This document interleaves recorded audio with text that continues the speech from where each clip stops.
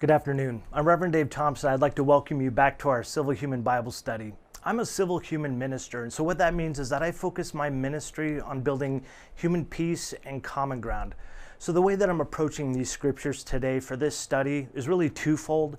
The first is that I want to be human, so I'm looking at these scriptures to try to find those teachings that I feel can be applied across the board to all humans. And the second thing is that I want to be civil in the way that I do that. So that means that I want to respect those shared basic human needs that we all have, like the need to believe what we need to and want to about our creed, the need to be independent from the control of others, the need to vote for those who will have control over us, the need to intimately love somebody, and last, the need to just live and to live the way that we want to. So I'm trying to respect those as I go about looking at these teachings. So let's go ahead and jump into the text today. It's Matthew chapter 13, verse 44 through 46. It's a fairly short passage today.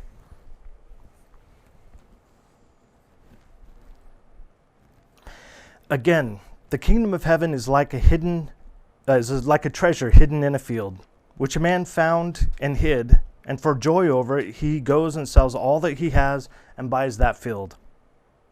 Again, the kingdom of heaven is like a merchant seeking beautiful pearls, who, when he had found one pearl of great price, went and sold all that he had and bought it. Now, those look like pretty simple verses, and they're only really two, but they actually communicate a lot. And when Jesus is telling this message, the people back then, 2,000 years ago, the Jewish culture would have really understood quite a bit of what he was saying. So we have two parables, right? The first one is about this guy who finds a treasure in a field, then he hides it again, and then he runs over to buy the land so that he can have the treasure in it. And then the second one is about this pearl. This individual is a merchant. He's looking for pearls.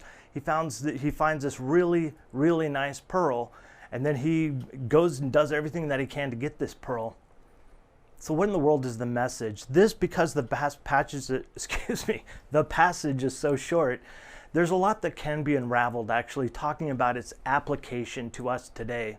But first I do want to talk a little bit about the pearl itself. Now, treasure in and of itself is pretty self-explanatory, right? Something that's valuable.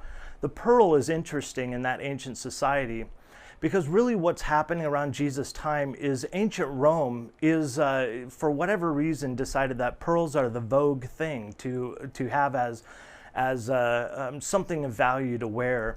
And so actually it's suggested that Rome invades Britain close to this time in order to actually garner their pearl merchants and all their supply of pearls.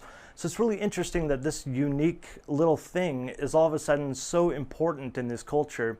And actually the pearl is incredibly valuable. So it's more so than any gems or sapphires, emeralds, or anything like that of that day and age. What Jesus is pointing to here is something that is of enormous value, and that if you found this one pearl, you'd be set for life and be, in our modern day, really a millionaire. So the question is Jesus talking about money here?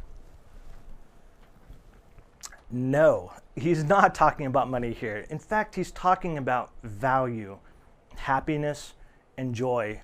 And one quick thing that I want to begin this conversation about is the notion in our society that is often portrayed that money is what creates joy. Money is what creates happiness. We have this portrayed to us every day on the news, in the media, in the ads on Facebook or Twitter or wherever it is that we're on social media. We have all of these concepts thrown at us that we will be happier if we have this truck, or if we have this car, or if we have this app on our phone, or if we have actually a phone that's the next latest and greatest, then we're actually going to be able to do something in life and finally find that peace of rest. But the truth is, and I've seen it myself, and I know that you probably have, it does not matter how much money you have. Happiness is something inside. It's not something we possess, it's something we get. It's something that we develop. And the virtues that Jesus is talking about, remember the ones we talked in the Sermon on the Mount, Matthew chapter 5, these things that he says, happy are these people who do this. That's peacemaking, it's compassion, it's humility, It's showing self-restraint. These are the virtues that Jesus suggests are in fact valuable. And those are the ones that I want to talk about today. I want to share a story about a trip. I'm lucky to have my father and Roseanne in the studio here today joining me. So it's nice to have my folks, my family here today. And actually, my father gave me this Bible back when I graduated high school, in which he went through and made notes in throughout it and underlined certain passages for me and gave it to me as a present. So it's incredibly valuable. Thank you, Dad. Actually, something that is like a pearl for me.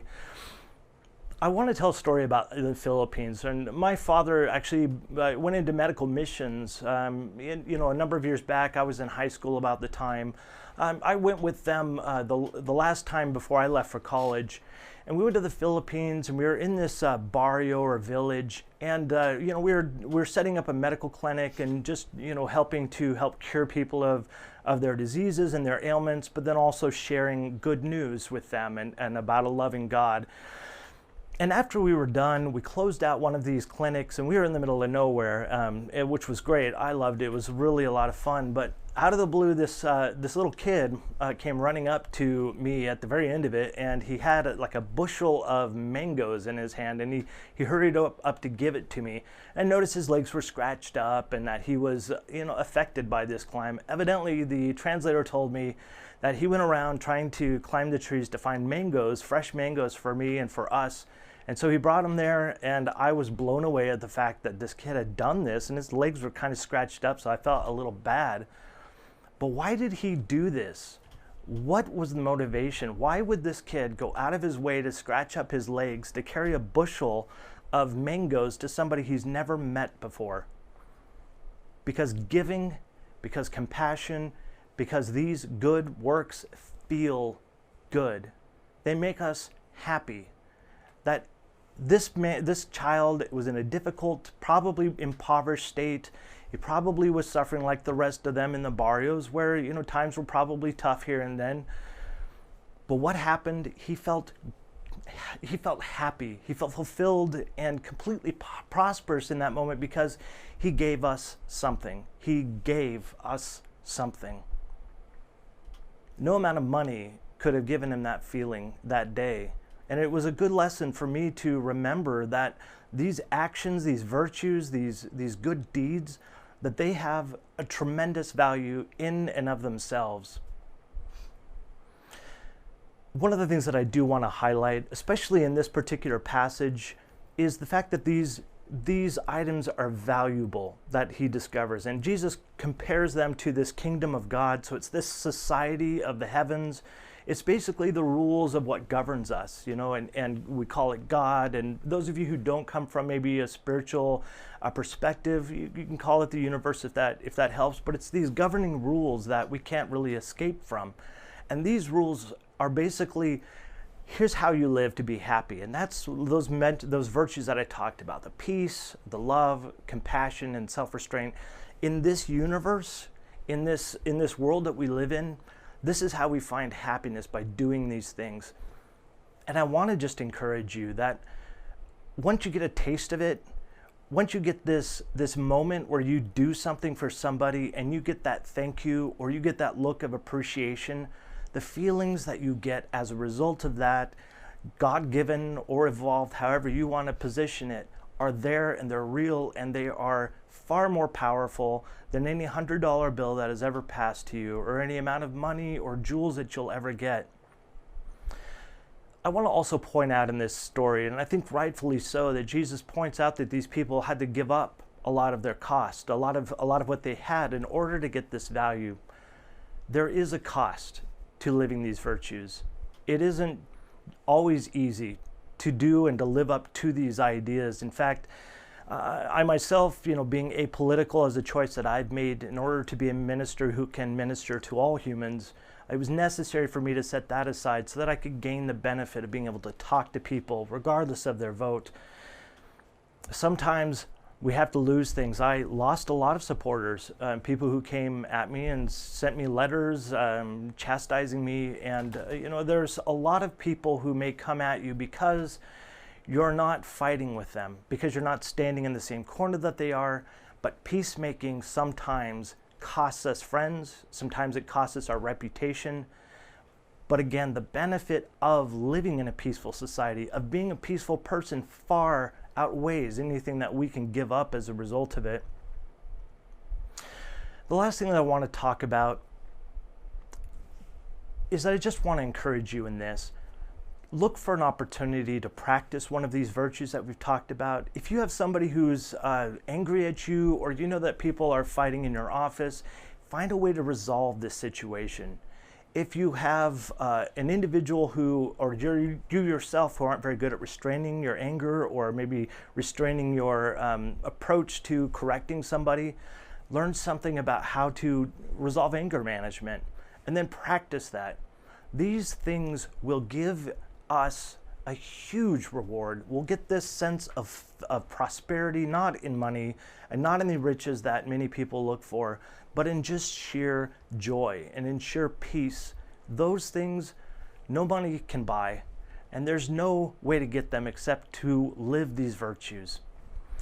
I want to thank you so much for joining me today and in this Bible study. This has been an interesting experience for me. I started this with COVID because, I was locked indoors, and I wanted to reapproach these scriptures to just look at them as a human being.